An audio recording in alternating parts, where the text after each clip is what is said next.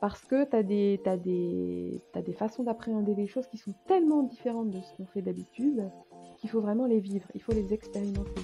Hein, comme dit Einstein, la véritable connaissance, c'est pas de l'information, c'est de l'expérience. Moi, ce que j'observe, c'est que y a beaucoup de grands groupes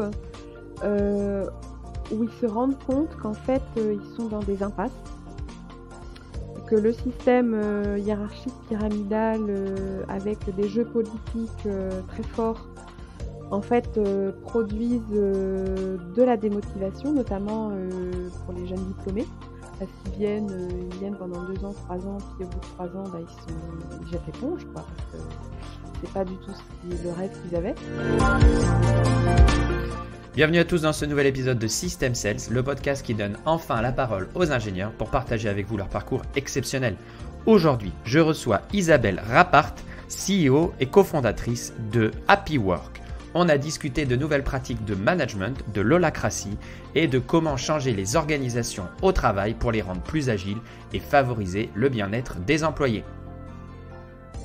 Si vous souhaitez soutenir ce podcast et continuer à écouter ces passionnantes interviews, je vous encourage à le partager sur vos réseaux sociaux favoris. Vous pouvez participer à la discussion sur le sujet de l'épisode en suivant le lien du post LinkedIn qui se trouve en commentaire, en descriptif de l'épisode. Et bien sûr, le noter 5 étoiles sur Apple Podcasts ou Spotify et laisser un commentaire 5 étoiles pour pouvoir le faire remonter dans la liste des hits. Voilà, je crois qu'aujourd'hui le podcast est à peu près 150 millième sur je ne sais pas combien, mais c'est pas grave, on continue, on profite. Moi, ce qui m'intéresse, c'est de vous faire partager avec vous les aventures de mes invités. Je vous laisse maintenant en compagnie d'Isabelle. Bon épisode. Bonjour à tous, bienvenue dans ce nouvel épisode de System Sales. Aujourd'hui, je reçois Isabelle Rapart, CEO de Happy Work. Isabelle, écoute, je suis ravi de t'accueillir et je te laisse te présenter aux auditeurs. Merci beaucoup. Écoute, Mathieu, c'est une joie d'être dans ce podcast. Je suis fondatrice d'Happy Work, qui a pour raison d'être de rendre les organisations profondément agiles et épanouissantes. Donc moi, je suis de formation ingénieur, je crois que c'est pour ça que tu m'as invitée d'ailleurs. Et je suis arrivée dans ce nouveau métier en 2014, parce qu'en 2013, je dirigeais une société de conseil en réduction d'impact carbone. Et on a mis en place ce nouveau système qui est holacratie, ce nouveau système d'organisation et de management qui est holacratie. Et je dois dire que j'ai été stupéfaite des résultats. Et donc, j'ai lancé une nouvelle activité qui a consisté à accompagner les organisations dans ces nouveaux modes de management. Voilà, mais c'est peut-être un peu long pour me présenter. Non, mais c'est bien, c'est très bien résumé. On voit que tu as l'habitude de l'exercice. De toute façon, cet épisode, tu vas devoir parler beaucoup parce que tu as mentionné des choses qui sont hyper intéressantes. En fait, j'ai invité Isabelle parce que ça fait un peu écho à l'épisode que j'avais fait avec Sophie Lavore. On avait parlé de management et des difficultés rencontrées au quotidien par les managers dans des organisations connues de tous et assez rigides qui créent finalement du stress, de la tension et beaucoup de déception de la part des employés et des managers. Et finalement, on avait envie d'essayer de discuter d'organisations un peu différentes. Et donc, Sophie m'a présenté à Isabelle. Et effectivement, Isabelle est ingénieure de formation. Je vois sur ton CV LinkedIn, AgroParisTech, ça veut dire que tu es ingénieur agronome de formation, c'est ça? Tout à fait. Ok. Ouais, c'est ça. Et t'as gardé un petit peu un pied dans cet univers de l'agronomie ou plus du tout? Non, pas vraiment. Pas vraiment, D'accord, je dois ok. dire. Voilà, Et quand tu... je reste avec des notions, mais voilà, D'accord, ok. c'est une formation qui m'a beaucoup servi pour embrasser le monde quelque part, mais je j'ai pas travaillé vraiment là-dedans. D'accord. Et je vois que la partie conseil par rapport aux réductions d'impact carbone, etc., tu arrêtes ça en 2014. Pourtant, tu es presque un peu en avance sur ton temps de faire ça 2006-2014. Et aujourd'hui, tu fais plus ce type d'activité alors que les enjeux sont encore plus importants en 2022? Ben, c'est vrai qu'à l'époque, j'avais vraiment l'impression de faire partie des pionniers, de découvrir ce sujet du changement climatique et de le faire découvrir à d'autres, de le faire embrasser, notamment au niveau du business. Et heu et là, dans le métier que j'exerce, d'accompagnement en développement des organisations, j'ai aussi le sentiment d'être très pionnière et de travailler avec des pionniers. C'est-à-dire des gens qui ont compris que c'était, l'enjeu des prochaines années, la façon dont on s'organise et dans les organisations pour être, quelque part qu'elles soient plus épanouissantes, que nos enfants aient envie d'y travailler, et qu'elles soient, plus efficaces, plus contributrices pour le monde. Ouais, parce qu'aujourd'hui, on voit dans les entreprises, beaucoup de perte de sens des gens dans ce qu'ils font, une désertion un peu du monde de l'entreprise, des gens qui se tournent beaucoup plus vers le freelancing, pour, avoir plus de liberté. C'est quoi ton sentiment, là-dessus justement? Alors je suis extrêmement frappée parce une des choses, qui change beaucoup quand on commence à travailler avec ces nouveaux systèmes et notamment Holacracy, c'est que, un élément clé, ça va devenir la raison d'être. Donc la raison d'être qui est, le gouvernail de l'entreprise. Ça devient le nouveau gouvernail de l'entreprise, à la fois l'étoile polaire et le gouvernail. Donc les gens, ils sont plus au service de leur N+1, ils sont vraiment au service de la raison d'être de l'entreprise. Et ça change tout pour eux. Ça change tout et ce que j'observe, c'est que quand je commence excusez-moi. Quand je commence à, quand on commence à rentrer dans ce modèle mental quelque part, eh bien, ça change beaucoup de choses pour les gens et ils s'y réfèrent constamment. Quand on a réussi à faire, émerger une raison d'être d'entreprise et qu'on s'y réfère, eh bien, ça sert à prendre des décisions. Donc si la décision qu'on doit prendre, sert la raison d'être, on va la prendre. Si elle ne sert pas la raison d'être, on l'écarte, on ne prend pas la décision. Donc c'est un outil d'aide à la décision qui est très puissant et ça donne du sens aussi, ça donne du sens à tout ce qui est fait dans l'entreprise, à toutes les activités, qui sont faites dans l'entreprise. Donc les gens aiment beaucoup ça. D'accord, OK. Bah, on considère que c'était l'introduction au sujet. Il va falloir que tu nous en dises un petit peu plus. Je pense que le bon point de départ, ce serait de nous expliquer ce que c'est holacratie. Justement, tu as mentionné le mot plusieurs fois. Alors holacratie, c'est un ensemble de pratiques, c'est un ensemble de règles, qui constituent un système d'organisation. Donc un peu comme le Windows ou Linux, c'est un système d'exploitation pour un ordinateur, bah, là, c'est un nouveau système, pour, quelque part manager une organisation. C'est plus du tout basé sur le système hiérarchique pyramidal, où il y a une délégation en cascade qui vient du haut de la pyramide.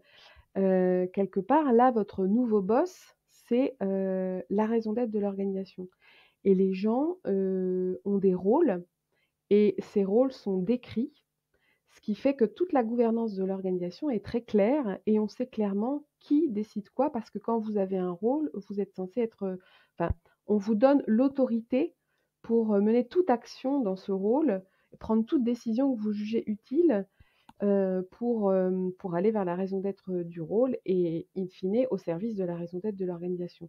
Donc c'est un système qui met en place, à la fois une grande clarté, sur le qui fait quoi, donc ça accélère le nombre de décisions qui sont prises dans les organisations et c'est ça qui fait que ça les rend plus agiles et et ça donne beaucoup d'autonomie et de responsabilité aux gens. Donc c'est un OK. système qui est basé sur la confiance et la liberté qui est donnée aux gens d'agir, en fonction de voilà, des informations qu'ils ont et de leur D'accord. bon sens. Tu d'accord. Tu nous disais, on donne à chacun le descriptif de son rôle. Tu peux nous donner un exemple concret, justement, pour qu'on comprenne bien la différence? Heu, Alors un rôle, ça peut être par exemple le rôle, livraison. Donc un rôle, il va avoir, une raison d'être qui pourrait être, que les clients soient livrés en temps et en heure. Donc ça va être la raison d'être du rôle. Et puis ensuite, le rôle va avoir ce qu'on appelle des redevabilités, c'est-à-dire ce qui est attendu du rôle, toutes les actions récurrentes qui sont attendues du rôle pour, voilà, pour mener à bien ce rôle. Donc ça peut être, par exemple, nettoyer le camion, régulièrement, aller livrer, les clients, selon, le planning, voilà, tout un tas d'actions récurrentes et ces rôles, voilà. Est-ce que c'est un exemple qui paraît, Bah, assez concret? dans cet épisode, j'ai décidé de faire l'avocat du diable, hein, parce que Ah, bien non, sûr. mais c'est pas ça, mais là, toi, tu me dis: «OK, rôle livraison», j'ai pas senti de choses, marquantes par rapport à mais c'est peut-être pas c'était peut-être pas l'exemple le plus marquant. Mais par exemple, si on prend le rôle d'un sales au sein de l'entreprise, Oui, où on lui dit: «Bah, écoute, toi, voilà ton objectif de vente, oui, tu auras ton bonus si tu atteins ton objectif.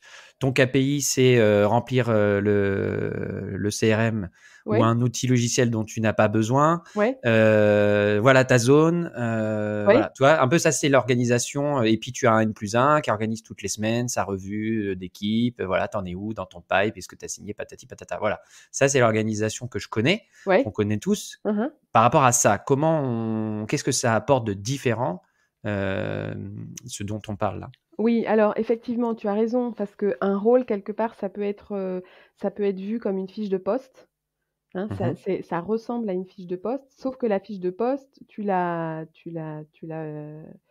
regardes, quand tu es embauché et puis ensuite elle est mise dans un tiroir, éventuellement regardée une fois tous les ans ou tous les 2 ans quand il y a les entretiens annuels, mais c'est tout. La différence avec un rôle, c'est que le rôle est beaucoup plus dynamique parce qu'en fait, les gens ont la possibilité de changer les rôles, de changer leur rôle ou de changer le rôle des autres. Et ça se fait en fonction quelque part des tensions. Alors il y a une notion très importante en holacratie qui est la notion de tension, c'est-à-dire un écart entre, la réalité telle qu'elle est et ce qu'on souhaiterait qu'elle soit. D'accord? Donc ça crée une forme d'énergie et on va n'avoir de cesse que de réduire ces écarts. Tout le monde, peut ressentir ces écarts, de façon permanente, hein, dans notre activité professionnelle et la beauté de l'holacratie, c'est qu'en fait, il y a des espaces de conversation, donc des réunions spécifiques où on va, discuter de ces écarts et pouvoir, les réduire en faisant des propositions. Donc chacun est amené à faire des propositions pour réduire ces écarts. Ça peut être par exemple, alors maintenant, il y a beaucoup moins de visites physiques, mais quand tu allais dans une entreprise, tu entendais le standard, qui sonnait par exemple, 6-8 fois, bah là, ça te crée une tension parce que tu trouves que c'est beaucoup trop et qu'au bout de 3 sonneries, bah, il devait y avoir quelqu'un qui décroche pour s'occuper du client. Donc ça te crée une tension et tu vas faire une proposition, bah, par exemple de créer un nouveau rôle de standardiste. OK? On ne sait pas du tout comment ça va être, comment ensuite à qui on va pouvoir confier ce rôle. Mais l'idée, c'est de dire que tout le monde peut agir, peut être acteur pour faire des propositions pour améliorer les choses, D'accord. tu vois? Mais ça, en vérité, je comprends ce que tu veux dire, mais en vérité, est-ce que c'est déjà pas le cas? Est-ce qu'en fait, finalement, les gens ne font pas de propositions parce que, par, fainéantise ou par, le fait qu'ils ont l'habitude de ne pas faire, plutôt, de se plaindre, mais de ne pas faire? Ou est-ce que c'est Mmh. parce qu'on leur offre pas non plus, des espaces justement d'expression ou parce que j'ai l'impression qu'on parle beaucoup de je pense que ce qui est au cœur de ce que tu dis, c'est la communication. Oui. Est-ce que c'est parce qu'on n'offre pas aux gens, cet espace de communication? Donc ça veut dire qu'il faut les organiser régulièrement pour que, voilà, ça devienne une habitude? Ou on va pas se heurter aussi, à l'habitude qu'ont les gens de finalement de faire ce qu'on leur dit et de ne pas proposer naturellement des choses, tu vois? De ne pas faire plutôt que tu vois? Oui, oui, tout à fait. Ben, qui de la poule ou de l'œuf, ça, j'en sais rien, c'est toujours l'éternel débat, si tu crées pas les espaces ou justement des espaces ad hoc où on a ces discussions, ce genre de discussion, c'est beaucoup plus difficile. Donc là, l'idée, c'est qu'on va avoir des réunions dédiées à l'organisation. Tu vois? On sépare l'opérationnel de l'organisation. Ça déjà, c'est une grande nouveauté Et dans ces réunions d'organisation, tout le monde va pouvoir faire des propositions, de nouveaux rôles, de nouvelles règles du jeu, de tout ce qui peut améliorer en fait, l'organisation et la fluidité de l'organisation. Donc c'est sûr que là, par cette création d'espaces d'expression, eh bien, ça a un effet d'aspiration, si tu veux. Alors ça a un effet d'aspiration. Après, les gens s'en saisissent ou s'en saisissent pas, ça dépend de leur personnalité. Ça dépend, voilà. Puis il y a des gens qui s'en saisissent tout de suite et des gens qui mettent du temps à s'en saisir. Il y a aussi une notion d'apprivoiser quelque part le système, de s'y habituer. Mais si tu crées pas l'espace, de toute façon, ça peut pas se produire. Voilà, D'accord. c'est ça qu'on voit. Ok, je comprends ce que tu veux dire. Je propose j'avais une question juste avant, mais juste après, je te demanderai après d'expliquer comment justement on peut mettre en place à partir d'une organisation existante. Mais c'est pas la question qui me venait à l'esprit. La question qui me venait à l'esprit, c'était est-ce que tu peux encore être un peu dans l'explicatif si, par exemple, aujourd'hui, je vois une structure d'entreprise qui est pas très grosse, mais qui est structurée, comme tu disais, vraiment à l'ancienne, pyramidale, avec un CEO, un COMEX, des VP. Même dans une structure de 50-100 personnes, hein, c'est assez hallucinant de voir qu'on a encore ces étiquettes très hiérarchiques. Voilà, un COMEX qui se réunit une fois par semaine, une fois par mois, qui discute, qui décide. Et puis après, éventuellement, on a une cascade de l'information qui descend. On sent que ça crée beaucoup de frustration, ça crée du Mmh. cloisonnement. Mmh. C'est quoi ton avis par rapport à ça, justement, et par rapport à dont on parle? Ben, mon avis, c'est que quelque part, c'est un peu du gâchis et qu'il y a des façons de faire autrement. D'accord, bah Il y a justement, voilà. Il y a explique-moi. voilà, il y a des façons de faire autrement parce que l'être humain, par nature est contributif. Tu vois? Les gens ont envie de contribuer. À partir du moment où ça a un sens, ce à quoi ils contribuent, eh bien, ils ont envie de mettre leur énergie et de donner leur maximum. Et d'ailleurs, quand tu rentres dans une entreprise, chacun, quand il rentre dans une entreprise, il est hyper motivé. Il a des idées, et Mmh. cetera. Et il essaye une fois, il essaye 2 fois, et puis, bah, s'il y a pas de répondant, il essaye plus. Tu vois, les gens s'éteignent quelque part. Donc Ouais. c'est très dommage, c'est très, très dommage.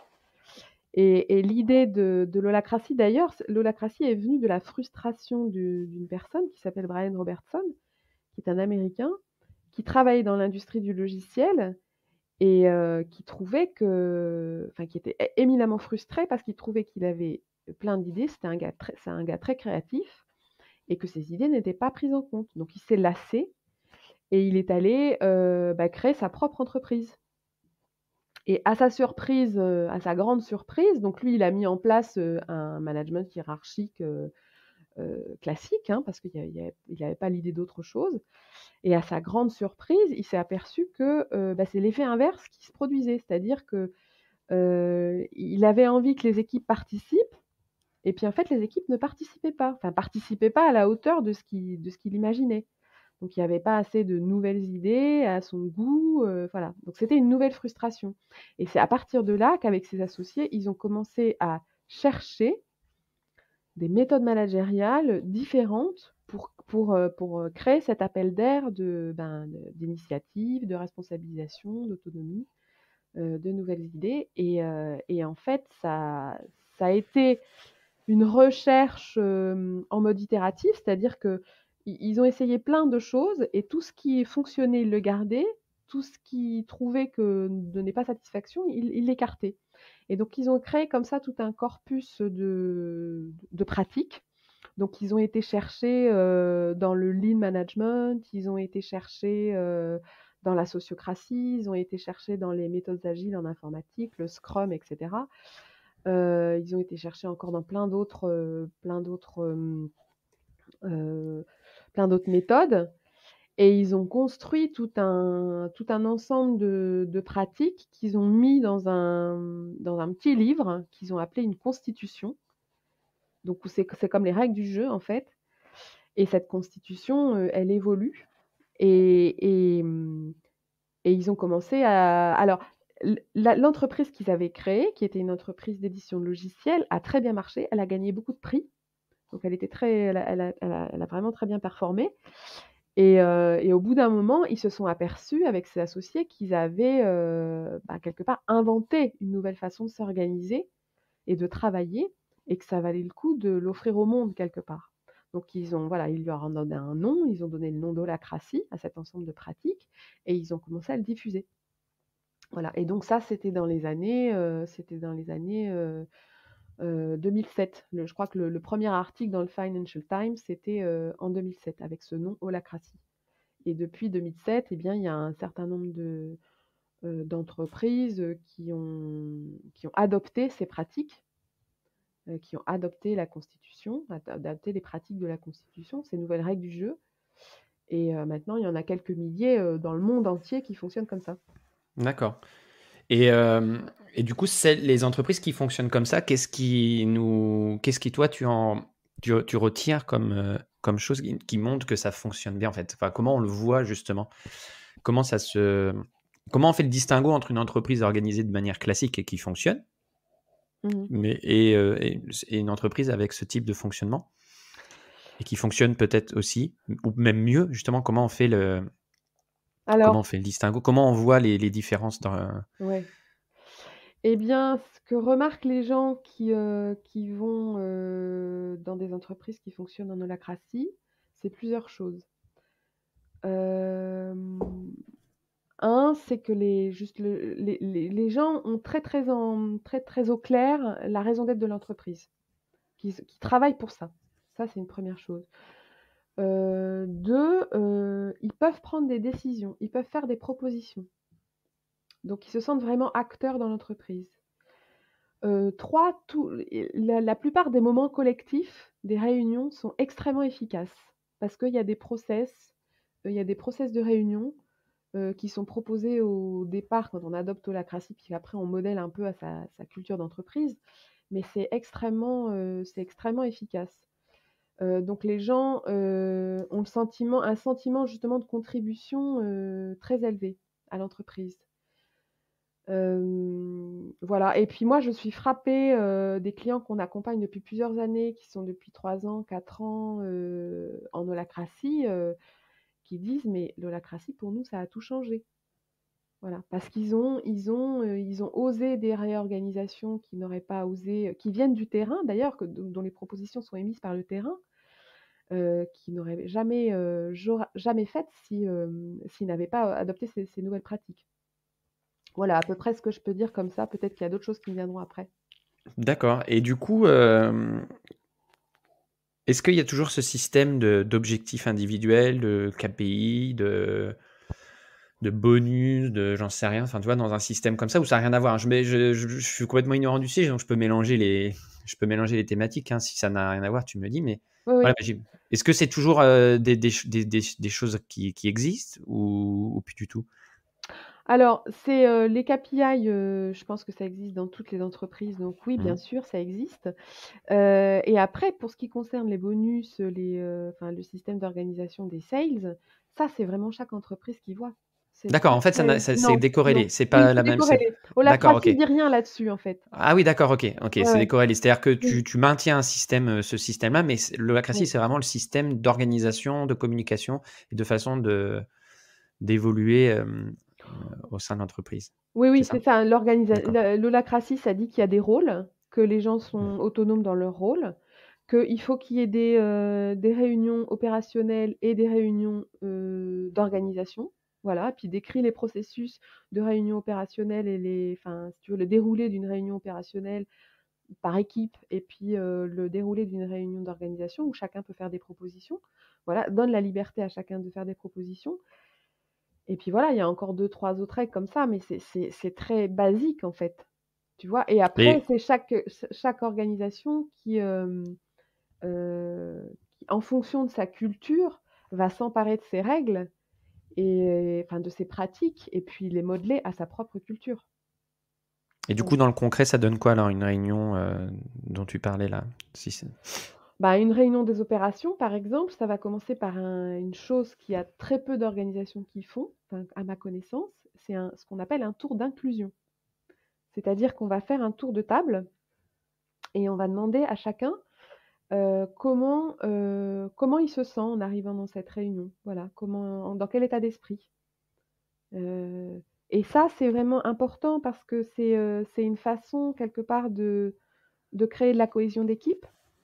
C'est le moment où chacun vient avec sa propre humanité, je dirais, et va dire, «Bah oui, ce matin, moi, je me sens pas très bien parce que j'ai pas dormi, j'ai mon petit dernier qui fait ses dents», voilà, et on va savoir que si la personne, elle est fatiguée et elle répond de façon un peu peut-être un peu brusque, bah, c'est pas parce qu'elle en veut à quelqu'un d'autre, mais c'est parce qu'elle est très fatiguée, parce qu'elle a pas dormi. Voilà. Donc on fait un tour d'inclusion. Alors ça peut être aussi, les gens peuvent dire: «Bah, moi j'ai la patate, j'ai une bonne nouvelle, donc ça va très bien». On fait un tour d'inclusion. Ça, c'est déjà une pratique qui est très nouvelle. De la même façon, à la fin de la réunion, on va faire un tour de clôture et chacun va pouvoir donner un feedback de la réunion. Très rapide, hein, c'est très synthétique, hein. De la même façon, le tour d'inclusion, c'est assez rapide, mais c'est juste pour se synchroniser quelque part. Donc il y a un aspect humain aussi qui est très fort. Hem, voilà, donc ça commence et ça finit toujours par un tour d'inclusion et un tour de clôture. Et dans une réunion opérationnelle, ben, il va y avoir tout un ensemble de partage d'informations, qui vise à synchroniser le cercle. Alors on parle de cercle, hein, mais en fait c'est une équipe qui vise à synchroniser l'équipe. C'est-à-dire qu'on va partager les KPI, on va partager des nouvelles sur les projets. Tu vois? Chacun va pouvoir donner, rapidement ce qui s'est passé depuis la dernière réunion sur chaque projet. On fait une revue de projet et puis il va y avoir une dernière partie, là où il y a pas d'ordre du jour. C'est un ordre du jour ouvert qui est constitué à la volée dans la réunion, où chacun va pouvoir apporter des points. Donc ces fameuses tensions, d'accord? Des écarts entre, la réalité et puis, ce qu'il voudrait qu'il soit. Alors une tension, ça peut être une information qu'il a envie de donner, ça peut être, une action qu'il a envie de demander à quelqu'un dans son rôle, ça peut être un nouveau projet. Voilà, donc les gens vont pouvoir, on constitue la liste de sujets et puis après on prend les sujets un par un. Alors quelque chose que j'ai pas dit aussi qui est très important en holacratie, c'est que la réunion, elle est animée non pas par le manager de l'équipe, mais elle est animée par ce qu'on appelle un facilitateur qui est élu par les personnes de l'équipe. Donc ça fait aussi que le fait d'avoir un facilitateur qui est quelqu'un d'autre que le manager, ça donne aussi une équivalence de parole à tous et ça introduit quelque chose dans la réunion de beaucoup plus, participatif quelque part et en équivalence les uns des autres, par rapport, au temps de parole, notamment parce qu'on sait que dans les réunions d'équipe, souvent, la parole est monopolisée 60 du temps ou 70 du temps par le manager. Donc là, le fait d'avoir quelqu'un qui anime la réunion, ça change les choses. Voilà, pour donner un peu un overview de la façon dont se passe une réunion d'équipe en holacratie. Et D'accord. c'était ta question. Ouais, non, mais ça amène plein de réflexions. Par exemple, parce qu'une personne timide qui prend pas la parole, n'importe quel système, elle va pas la prendre, sauf si tu amènes, je sais pas, voilà, par rapport à ça, justement, c'est quoi ton point de vue? Eh bien, ouais, ouais. Bah, ça, c'est une super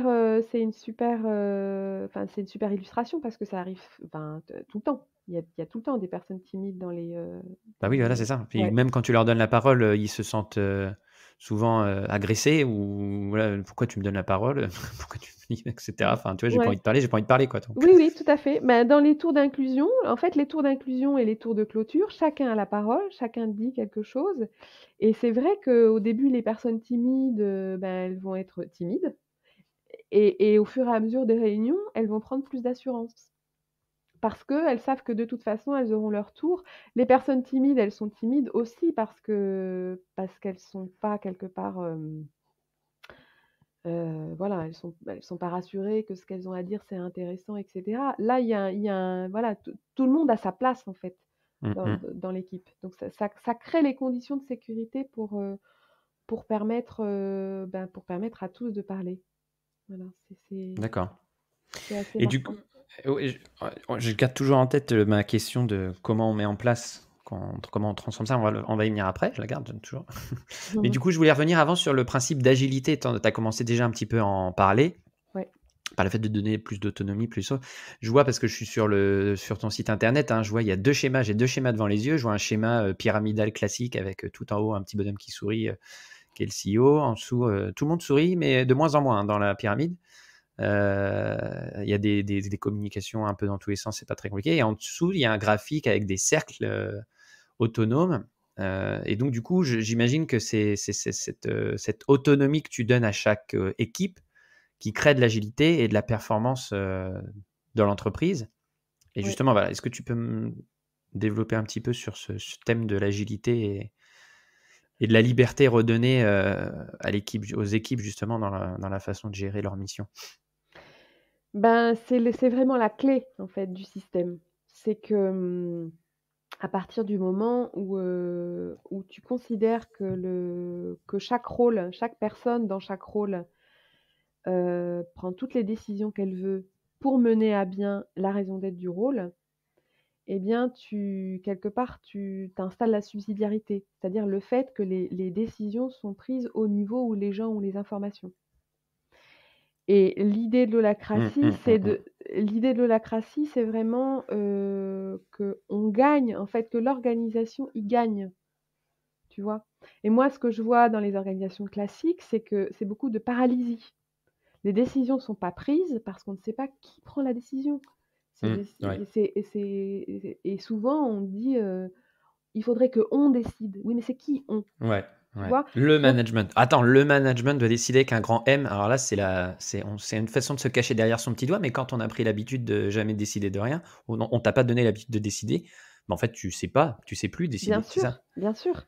Et donc là, l'idée, c'est d'être extrêmement clair sur qui doit décider quoi.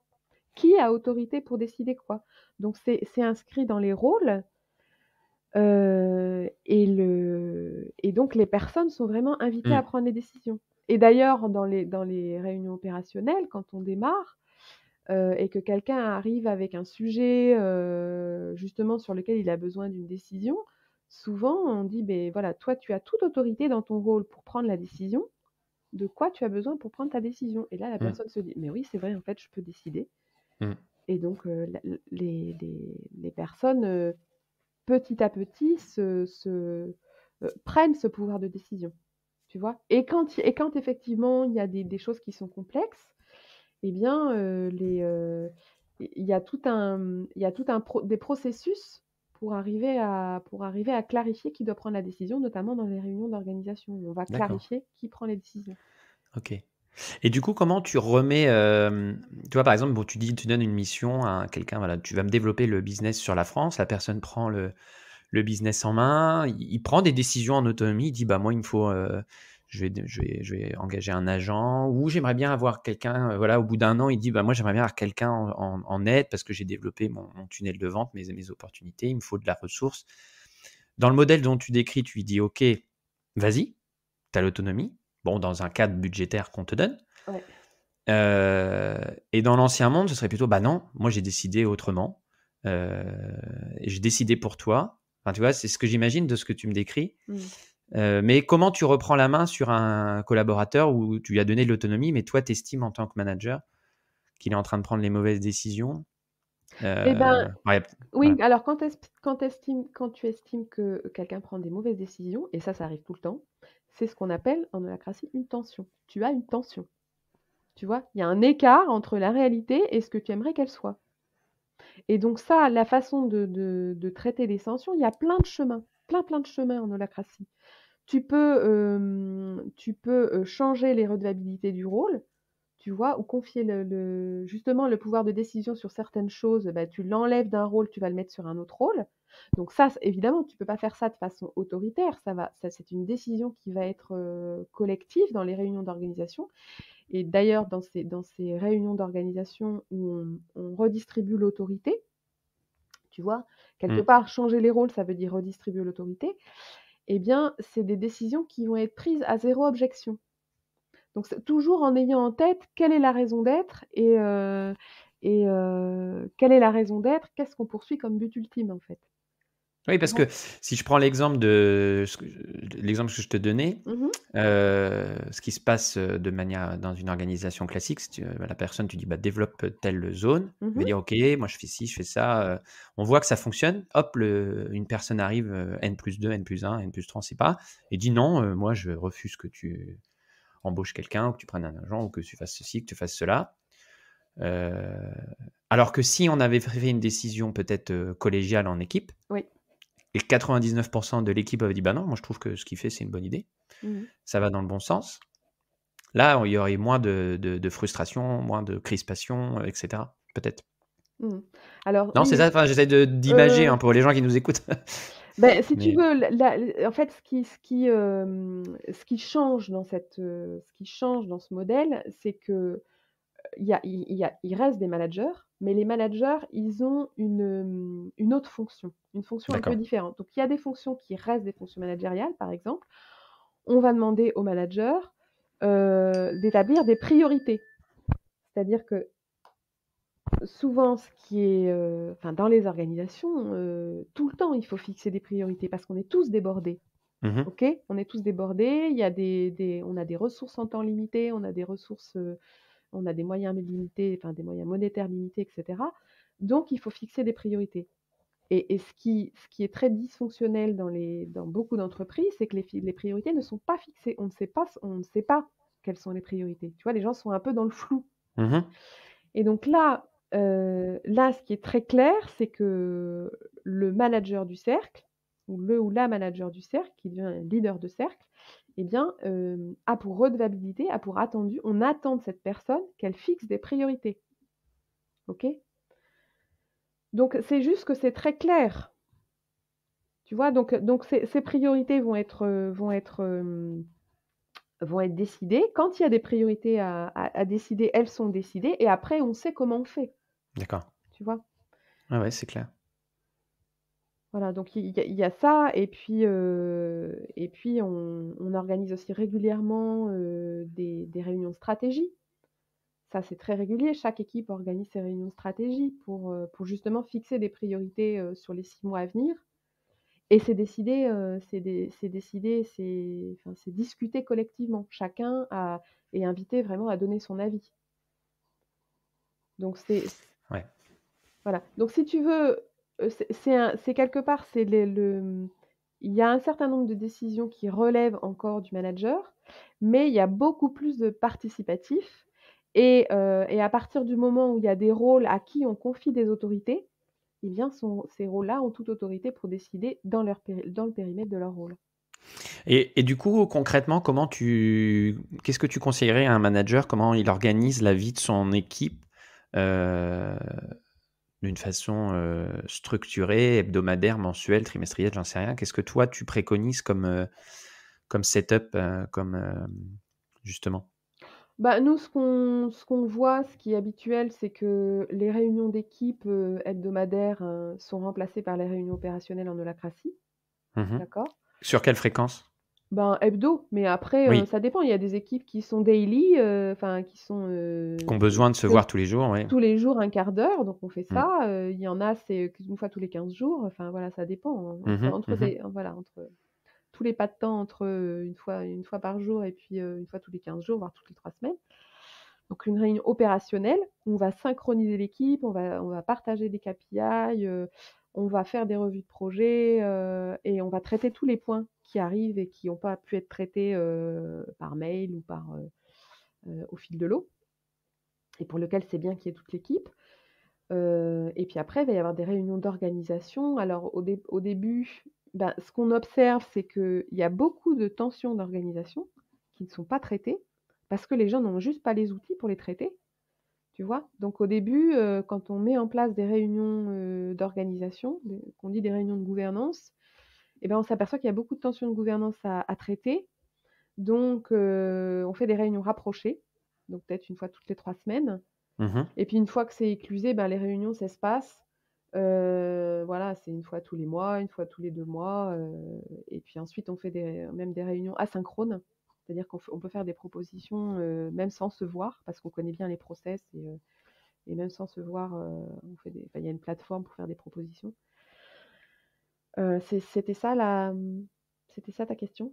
Ouais, donc tu disais, voilà, la réunion opérationnelle, et cetera. D'autres choses, toi, que tu mets en place, ou que tu conseilles de mettre en place? Par exemple, la relation du manager avec, chaque individu. Moi, tu vois, bah, je pense une organisation de management, que j'avais mis en place, c'est classique, hein, c'est que tu rencontres chaque personne, Mmh. en one to one une fois par semaine, sur la durée Mmh. que tu estimes nécessaire.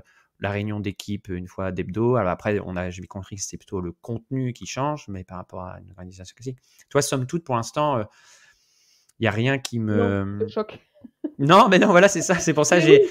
Mais je me fais encore une fois l'avocat du diable. oui, J'essaie de oui, sortir un peu la quintessence ouais, de ce que tu nous proposes, hein.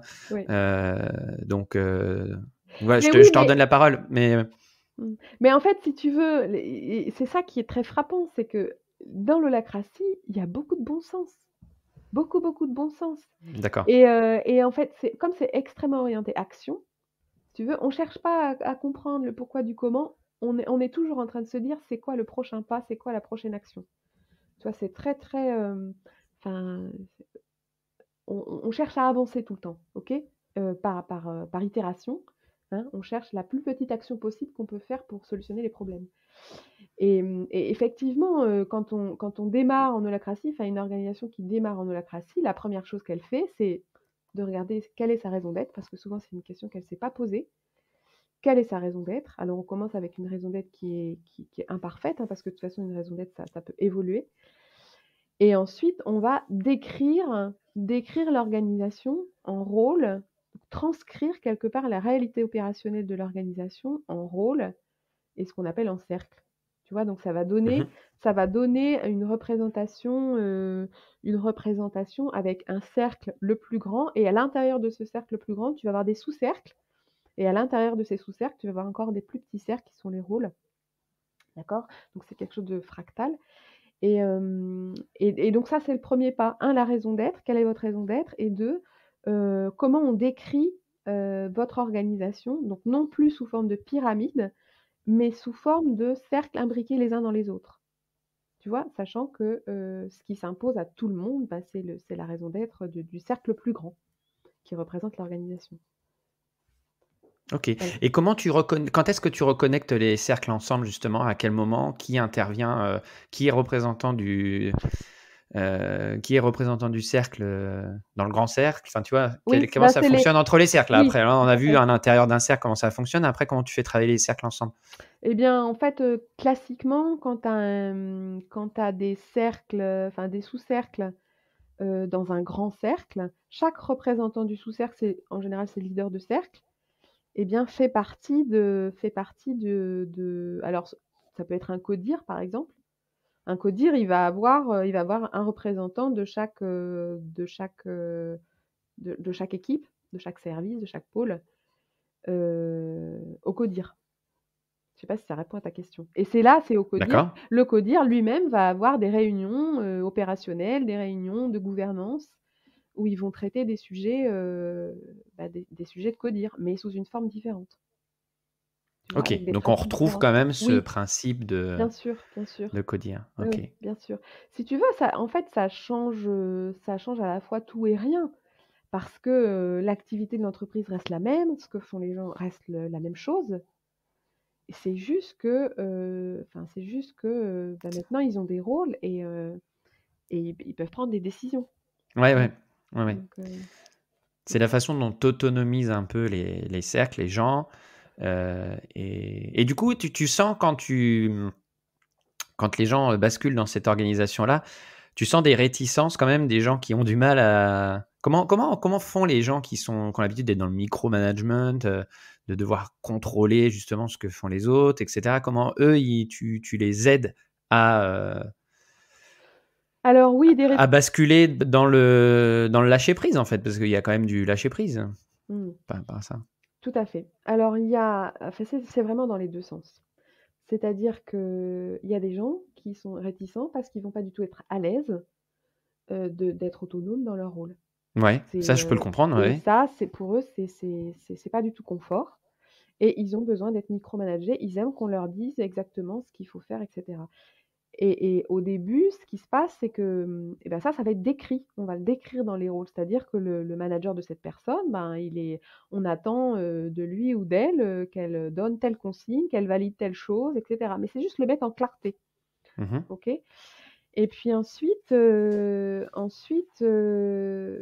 donc effectivement, il y a des gens qui, au début, vont être très réticents parce que, ben, ils sont confortables en exécution, OK? Et ils sont pas du tout confortables dans les prises d'initiative.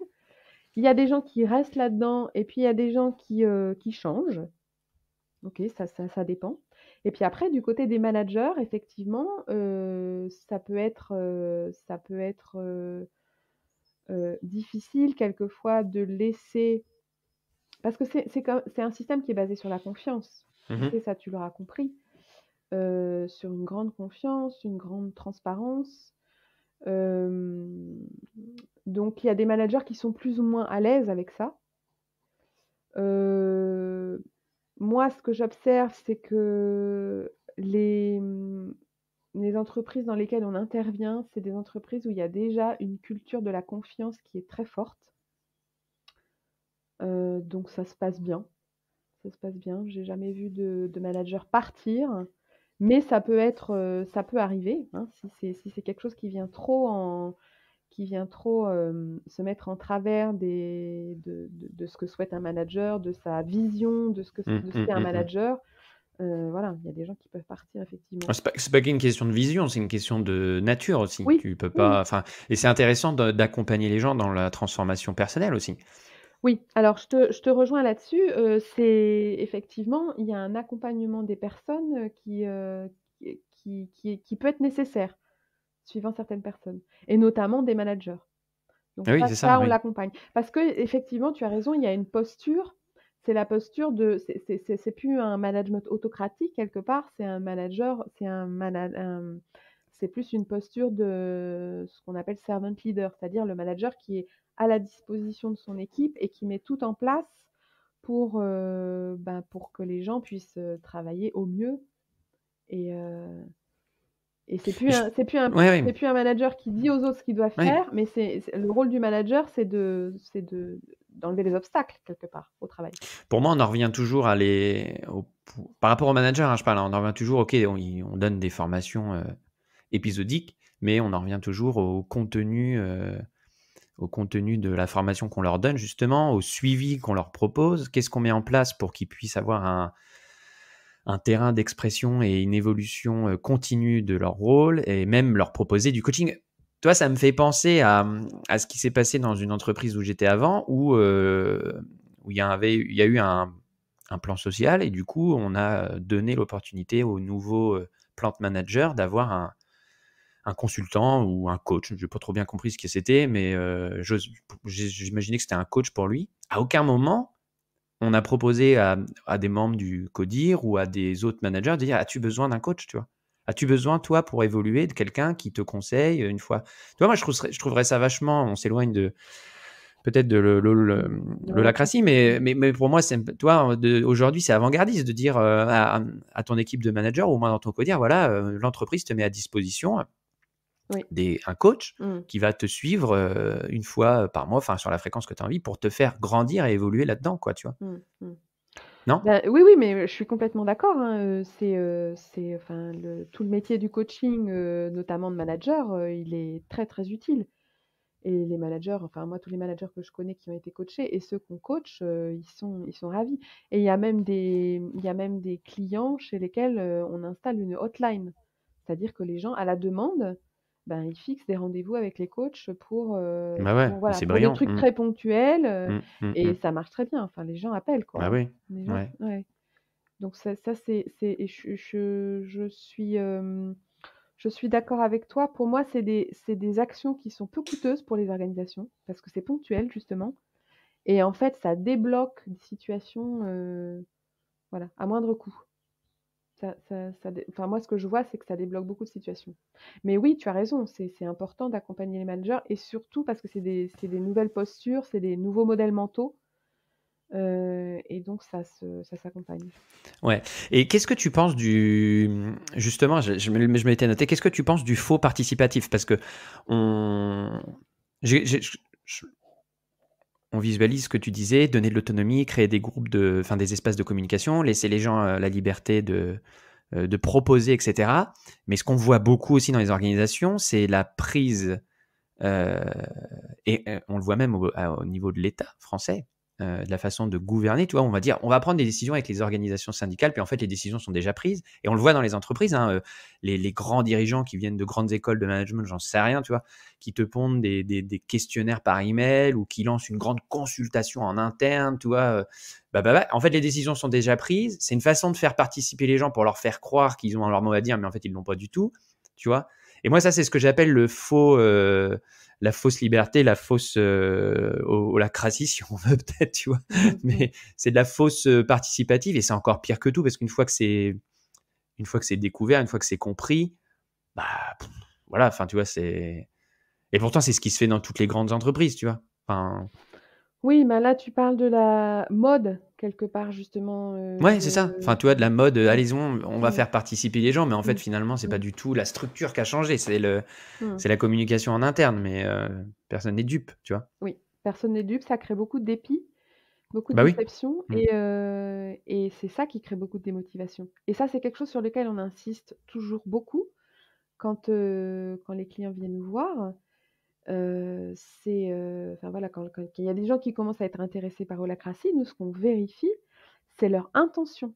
Mm. Parce que quand il y a un décalage entre l'intention véritable et ce qui est affiché, les gens vont le sentir. Les gens ne sont pas bêtes, Mm. donc les gens sont intelligents et Mm. non seulement ils vont le sentir, mais ils vont le voir. Ça va se voir et alors là, il y a rien de pire parce que les gens sont démotivés, ils partent, et voir, enfin voilà, voir, ils vont être dégoûtés, quoi. Et donc moi je pense que cet alignement, enfin nous c'est quelque chose auquel on fait très, très attention. C'est l'alignement entre les intentions profondes des dirigeants qui se lancent dans ces modèles, et les intentions affichées. Voilà, c'est quelque chose qu'on va regarder avec beaucoup d'attention et ça nous arrive de dire: «Ben non, on va pas travailler avec vous. Je pense que c'est pas, vous allez», enfin, c'est notre rôle de professionnel aussi, de leur dire enfin, de leur montrer que s'il y a un gap, trop important entre l'intention réelle et l'intention affichée, ça va se retourner contre eux et l'effet boomerang va être très, très, très, ça va avoir des impacts, très forts, quoi. Ouais. Donc c'est aussi notre rôle de professionnel de leur dire. D'accord. Qu'est-ce que tu conseilles justement aux employés qui évoluent dans un environnement, alors après, on peut évoluer dans un environnement d'entreprise classique et ça se passe bien. Mmh mh. C'est pas parfait, mais ça se passe bien. Mmh. Après, on peut être dans un environnement classique et toxique. Et là, du coup, qu'est-ce que tu conseilles aux employés, qu'est-ce que tu conseillerais d'un point de vue professionnel? C'est-à-dire, parce qu'aujourd'hui, tu peux te dire, je vais aller rejoindre une entreprise qui est selon ce modèle dont on Ouais. parle, Mmh. mais il y en a pas, ça court pas les rues non plus, enfin Mmh. encore. Mmh. Comment retrouver du sens aujourd'hui? Parce qu'aujourd'hui, enfin, la réaction des gens, c'est voilà, je pars, mais pour faire quoi? Donc finalement, les gens restent parce qu'ils osent pas partir. Enfin, tu vois, Oui. comment tu te sors un peu de cette semoule là, ce sable mouvant Ouais, par ouais, rapport à, tu vois? ouais, tout à fait. Alors c'est pas une question simple, hein, franchement, il y a pas de recette magique. Moi, ce que j'observe, c'est qu'il y a beaucoup de grands groupes, heu, où ils se rendent compte qu'en fait, ils sont dans des impasses, que le système, hiérarchique pyramidal, avec des jeux politiques, très forts, en fait, produisent, de la démotivation, notamment, pour les jeunes diplômés. Parce qu'ils viennent pendant 2 ans, 3 ans, puis au bout de 3 ans, bah, ils jettent l'éponge, quoi, parce que c'est pas du tout le rêve qu'ils avaient et ça commence à poser un problème pour ces grands groupes parce qu'ils n'arrivent plus Mmh, à recruter. mmh, Hem Et donc ces grands groupes, ils sont quelque part prisonniers de leur façon de faire Et ce que j'ai remarqué, c'est que quand tu as des agents du changement, donc des gens qui arrivent avec des idées, des convictions, et non seulement des idées, des convictions, mais aussi des pratiques Mmh. et voilà, qui montrent que par la pratique que les choses peuvent marcher de façon différente, peuvent fonctionner, qu'on peut avoir des résultats et de la performance en fonctionnant différemment, ces agents du changement sont très utiles dans les grands groupes. Tu vois? Et moi, j'observe beaucoup justement de managers, qu'on a formés, qui viennent à nos formations et cetera, qui mettent en place dans leurs équipes, des fonctionnements différents et qui ont qui ont des résultats. Et donc ils montrent par l'exemple Ouais. que ça fonctionne que ça peut fonctionner différemment. Donc après pour les jeunes, l'idée c'est d'aller chercher un manager c'est de trouver un manager qui justement fonctionne différemment et de rentrer dans des organisations où il y a des poches justement de changement et il y en a dans toutes les grandes organisations. Ouais, donc ça fait partie aussi des critères quand tu choisis ton entreprise Ouais, de on dit souvent, on choisit un manager en général, hein, oui, quand tu prends un poste, hein. oui, oui, C'est bien c'est sûr. c'est des ça fait partie des questions à poser, évidemment, comment ouais. On a on en parlait justement dans l'épisode avec Nicolas, qui était DevSel chez nos CRM. Ça fait partie des questions, à po non, c'était pas avec Nicolas, c'était avec l'épisode, qui est pas encore sorti avec Louis Desslus. Oui. Justement sur, les questions à poser quand tu recherches un emploi ou quand tu as tes entretiens, savoir quelle est la façon de fonctionner de l'entreprise, la routine du manager, comment il fonctionne et cetera, Oui, pour pas se retrouver après piégé dans quelque chose qui ne convient pas. oui, tout à fait. C'est vraiment une Ouais, bonne, c'est une très bonne pratique. Ouais, ouais ouais, ouais. et du coup, ça en comment toi quand tu prends une entreprise, tu en as parlé un petit peu, hein, des agents du changement, tu formes et cetera, mais voilà, tu arrives dans une entreprise, de taille, raisonnable, qui est dans un ancien schéma de fonctionnement, qui se dit: «Bah, non, on aimerait bien changer, justement aller vers ce système-là et devenir plus agile et introduire cette». C'est quoi la méthodologie qu'il faut mettre en place? Alors comment ça se passe au concret? En général, la première étape, c'est, de faire vivre au CODIR, ces nouvelles pratiques. Parce que là, je t'en parle, donc tu as quelque part une connaissance, mentale, informative, OK? Mais ces nouvelles pratiques, ça se passe ailleurs, ça se passe à un niveau cognitif différent. Parce que tu as des façons d'appréhender les choses qui sont tellement différentes de ce qu'on fait d'habitude, qu'il faut vraiment les vivre, il faut les expérimenter. Hein, comme dit Einstein, la véritable connaissance, c'est pas de l'information, c'est de l'expérience. Et donc la première étape, c'est d'expérimenter, ces pratiques. Donc on organise régulièrement des sessions interentreprises. Depuis le covid, ça se passe en ligne, donc c'est 2 matinées où on donne aux gens des rôles. Ils sont dans une organisation fictive, on leur donne des rôles et puis, ils vont avoir des tensions et ils vont avoir des tas de choses à résoudre, donc dans une réunion opérationnelle, dans une réunion de gouvernance. Donc ça et puis, voilà, donc on va poser les fondamentaux, on va les faire jouer dans ce serious game et puis ils vont pouvoir, débriefer, poser toutes leurs questions, donc se rendre vraiment compte de ce que c'est. C'est un premier niveau de connaissances, donc on fait ça soit en interentreprise, soit, en intra, c'est-à-dire, avec un codir. On leur fait vivre, soit notre serious game, soit on fait un travail préalable pour transcrire la réalité opérationnelle de leur rôle et puis on va leur faire expérimenter, les pratiques d'holacratie pendant un séminaire de 2 jours. Et ensuite, s'ils souhaitent, aller plus loin, eh Mmh. bien la première chose à faire, c'est de transcrire, les rôles, les cercles, toute l'organisation, en fait. C'est vraiment de la je parle de transcription parce qu'on va rien inventer, en fait. On va juste, prendre ce qui se passe dans l'organisation et on va le décrire en cercle et en rôle. OK? Et puis OK. après on forme des facilitateurs, des réunions.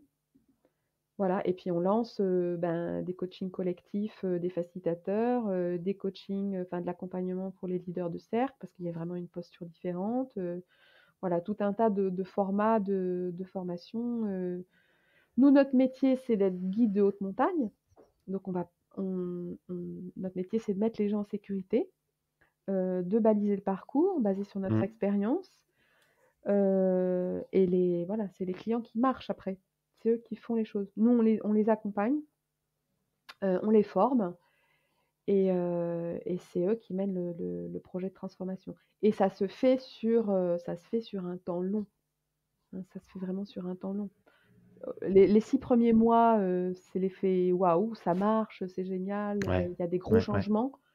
Après, ça devient un petit peu plus dur, et puis les anciennes habitudes reviennent au voilà. galop, Et c'est ça? puis oui, c'est ça. Et puis il y a des moments de doute, hein, comme dans tout changement, parce que c'est vraiment un changement très profond, l'holacratie. C'est un changement de modèle mental assez important. Donc voilà, ça s'accompagne sur la durée. Voilà Ok. comment on fait. Ok. Bon, bah écoute, on arrive au terme de l'épisode. Je vois l'heure qui tourne. J'étais Oui. parti à t'écouter. Il y a le flow on était dans le flow, là, comme on dit. Oui. Pour conclure, est-ce que toi, tu as un petit message à passer, une promo à faire, ou comment on vous découvre? Voilà, c'est ton moment. Profites-en. Ah, mon moment call to action.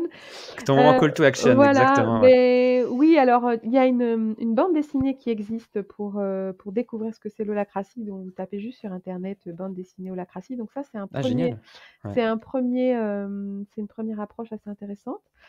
Après, sur notre site internet, donc happywork.pro, il y a il y a tout le descriptif pour les sessions de découverte, ce qu'on appelle sessions de découverte. Vous allez être immergé dans une entreprise en holacratie. Vous allez pouvoir vivre ce que sont ces processus. Voilà. Ça, c'est sur le site internet, donc on peut vivre l'expérience en ligne. On peut s'inscrire aux sessions pour D'accord. Ok. vivre ces expériences. Voilà, parce que c'est vraiment, il y a plusieurs niveaux d'information, comme j'ai expliqué. Voilà, puis et après on a une petite chaîne YouTube où on a pas mal de témoignages de clients très variés, c'est des témoignages très les plus courts font 2 ou 3 minutes, où ils expliquent ce que ça change au sein de leurs entreprises de fonctionner de cette façon. D'accord. Je regarde la BD dont tu parles là, c'est une nouvelle technologie managériale, c'est ça? Oui, L'holacratie? tout à fait. Ok, effectivement, Exactement ça. on la trouve sur les plateformes. Bah écoute Isabelle, merci beaucoup pour ton temps. Merci Mathieu, c'était un J'espère plaisir. j'espère qu'on a réussi à transmettre des bonnes idées, des messages, ou au moins des envies de changement. C'est pas un sujet facile à traiter dans un épisode, mais voilà. J'espère qu'on a qu'on a au moins éveillé les consciences. Voilà, et donner de la curiosité, susciter de la curiosité. C'est ça, tout à fait. Super. Merci beaucoup Isabelle. Merci Mathieu, très bonne journée. Au Au revoir. revoir. J'espère que cet épisode vous a plu. Merci de le noter 5 étoiles sur Apple Podcast et Spotify, de laisser un commentaire, de le partager sur vos réseaux sociaux favoris et surtout de participer à la discussion. Le lien du post LinkedIn se trouve dans le descriptif de l'épisode. Voilà, boujou à tous et à la semaine prochaine.